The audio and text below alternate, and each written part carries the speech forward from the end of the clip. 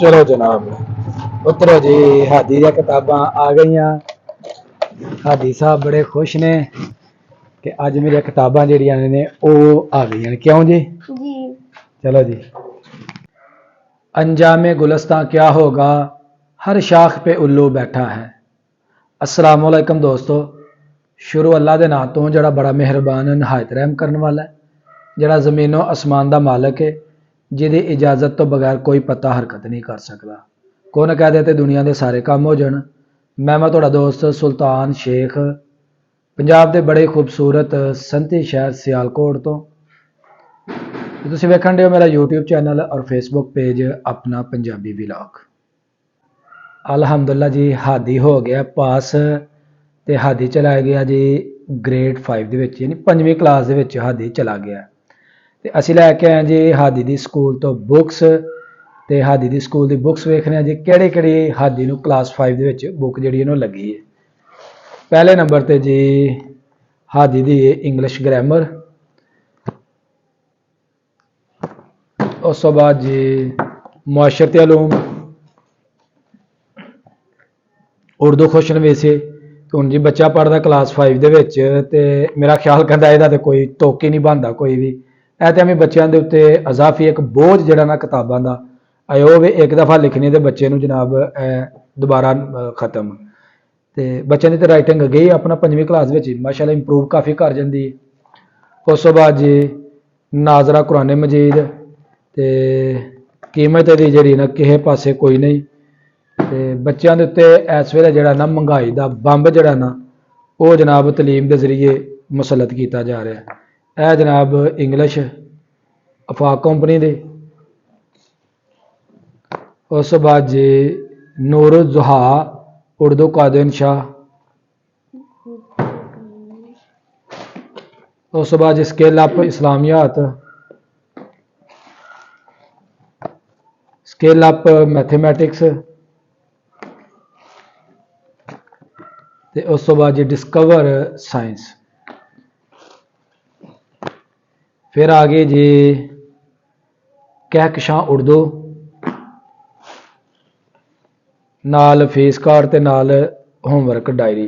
ते उस तो बाद जनाब आ गई जी स्कूल दियां कुछ रजिस्टर्ड ते कुछ जनाब कापियां।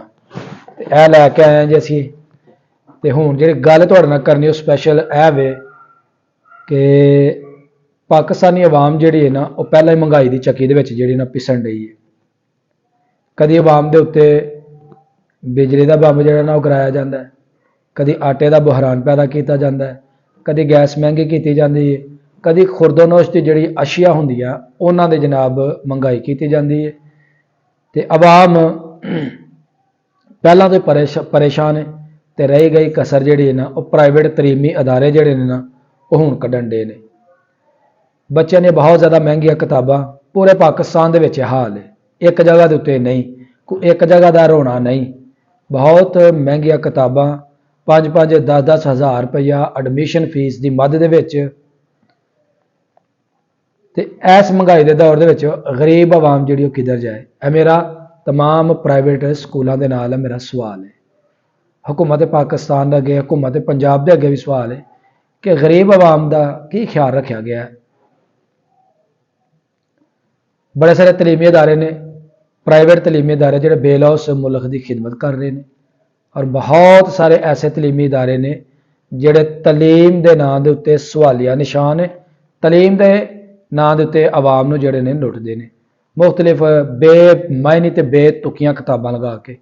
और बच्चों के उत्ते इन्ना कर बोझ पाया जाता है कि सिर्फ पैसे इकट्ठे करना जिहड़ा ना उन्हां दा मकसद है, तलीम देना उन्हां दा मकसद जिहड़ा ना हरगज़ नहीं। असी भी जी किसी उस्तादा दे चंडे हुए हैं, असी भी उस्तादा को पढ़े हुए हैं। तो बहुत सारे तलीमी अदारे ऐसे ने जिहड़े कि बड़ियां ही चीप किस्म दी किताबां जिहड़ियां हुंदियां जिन्हां दी बहुत कम कीमत हुंदी है, और जिहड़ियां मकसद दी किताबां हुंदियां ने वो लगाईयां जांदियां ने। तो कुछ तलीमी अदारे ऐसे ने जनाब उन्होंने सिर्फ अपना प्रॉफिट ऑफ मार्जिन वेखना हुंदा है, गरीब आवाम नूं बिल्कुल मद्देनज़र नहीं रखना हुंदा, ते बेतुकियां किताबां जिहड़ियां उन्हां दी बरमार कर दिंदे ने। फिर जनाब आवाम नूं सख्ती दे नाल पाबंद किया जाता है। मेरी सर्च है ਮੁxtਲਿਫ ਸਕੂਲਾਂ ਦੇ ਉੱਤੇ ਜਿਹੜੀ ਨਾ ਸਰਚ ਉਹ ਮੈਂ ਦੱਸਣ ਡਿਆ, ਕਿਸੇ ਇੱਕ ਸਕੂਲ ਦੀ ਸਰਚ ਜਾਂ ਕਿਸੇ ਇੱਕ ਸਕੂਲ ਨੂੰ ਮੈਂ ਜਿਹੜਾ ਨਾ ਉਹ ਤਨਕੀਦ ਦਾ ਨਿਸ਼ਾਨਾ ਨਹੀਂ ਬਣਾ ਰਿਹਾ ਕਿ ਉਹ ਜਨਾਬ ਹਰ ਚੀਜ਼ ਜਿਹੜੇ ਨਾ ਸਕੂਲ ਦੇ ਵਿੱਚੋਂ ਖਰੀਦਣੀ। ਇੱਕ ਵਿਚਾਰੇ ਗਰੀਬ ਬੰਦੇ ਦੇ ਵਿੱਚ ਇੰਨਾ ਉਹਦਾ ਜ਼ਰੀਆ ਰੋਜ਼ਗਾਰ ਨਹੀਂ, ਉਹ ਕਿਸ ਤਰ੍ਹਾਂ ਆਪਣੇ ਬੱਚਿਆਂ ਨੂੰ ਮਹਿੰਗੀਆਂ ਮਹਿੰਗੀਆਂ ਕਾਪੀਆਂ ਲੈ ਕੇ ਦੇਗਾ। ਉਹ ਵਿਚਾਰਾ ਹੈਂਡ ਟੂ ਮਾਊਥ ਹੈ, ਉਹਨੇ ਕਮਾਣਾ ਤੇ ਖਾਣਾ, ਕਦੀ ਦਿਹਾੜੀ ਲੱਗ ਗਈ ਤੇ ਕਦੀ ਨਾ ਲੱਗੀ, ਉਹਨਾਂ ਦਾ ਕੀ ਬਣੇਗਾ।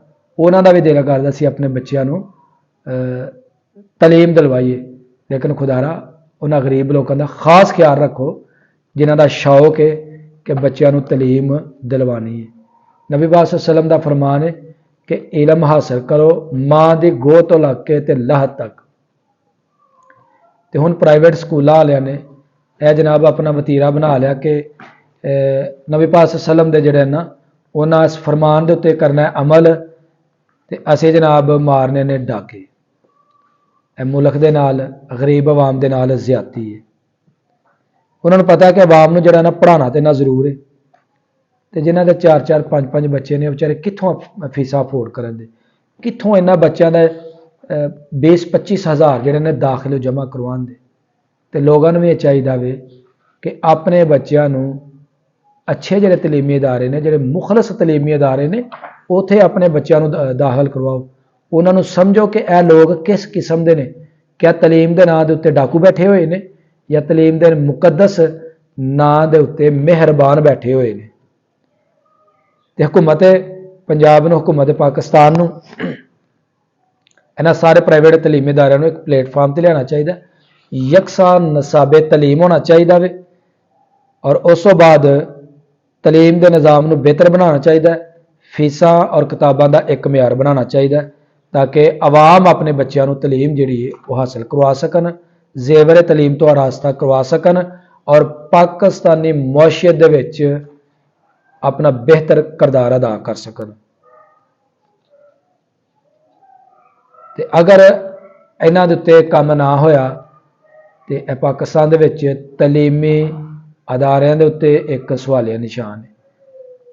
ਤੇ ਮੇਰੀ तमाम मुहिबे वतन पाकिस्तानी असातिज़ा कराम दे अगे मौदबाना गुजारिश है कि खुदारा मुल्क का बेड़ा पहला ही गर्क हो गया वे, तो मजीद बेड़ा गर्क करन तो, मजीद बेड़ा गर्क होने तो इस पाकिस्तान को बचाओ।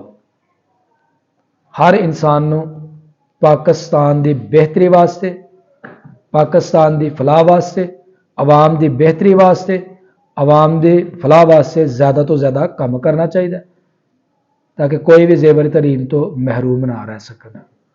बड़े सारे स्कूल ऐसे ने कि जेड़े फीसा बहुत ज़्यादा लेंदे ने, मुख्तलिफ फंडा के मद दे विच आवाम नूं बच्चों नूं परेशान करते हैं, कभी ट्रिपां दे उत्ते, कभी पार्टियां दे उत्ते, कभी होर भी बड़े ऐसे जनाब इन्हां दे लाग ने ਜਿਹੜੇ कि वो आए रोज़ हर महीने ਦੇ ਵਿੱਚ ਜਿਹੜੇ ਨੇ ਨਾ ਪੂਰੇ ਕਰਨੇ ਪੈਂਦੇ ਨੇ।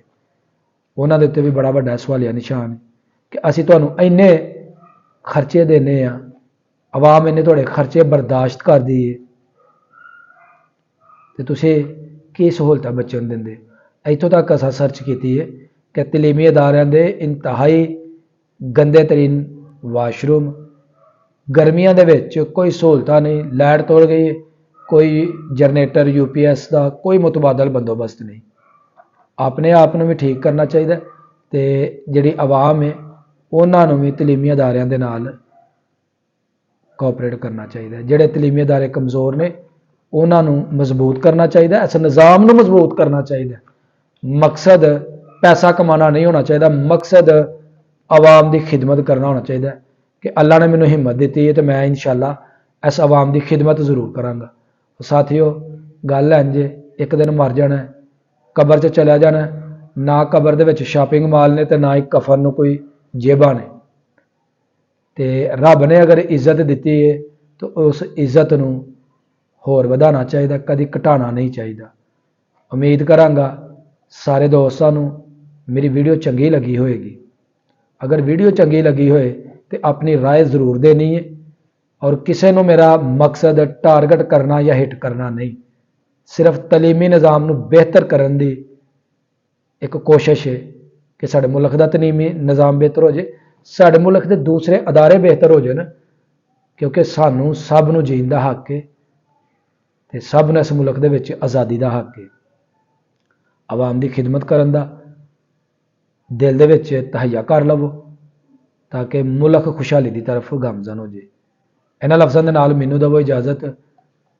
ਅਗਰ ਮੇਰੀ ਵੀਡੀਓ ਚੰਗੀ ਲੱਗੇ ਤਾਂ ਮੇਰੀ ਵੀਡੀਓ ਨੂੰ ਇੱਕ ਲਾਈਕ ਕਰ ਦੇਣਾ, ਔਰ ਜੋ ਦੋਸਤ ਮੇਰੇ ਚੈਨਲ ਤੇ ਨਵੇਂ ਨੇ ਜਲਦੀ ਜਲਦੀ ਮੇਰੇ ਚੈਨਲ ਨੂੰ ਸਬਸਕ੍ਰਾਈਬ ਕਰ ਦਿਓ ਤਾਂ ਕਿ ਆਉਣ ਵਾਲੀ ਇਨਫੋਰਮੇਟਿਵ ਵੀਡੀਓ ਦਾ ਨੋਟੀਫਿਕੇਸ਼ਨ ਤੁਹਾਨੂੰ बर वक्त मिलता रहे। ਮੈਨੂੰ ਦਿਓ इजाज़त। हमेशा खुश रहो। अल्लाह हाफिज़।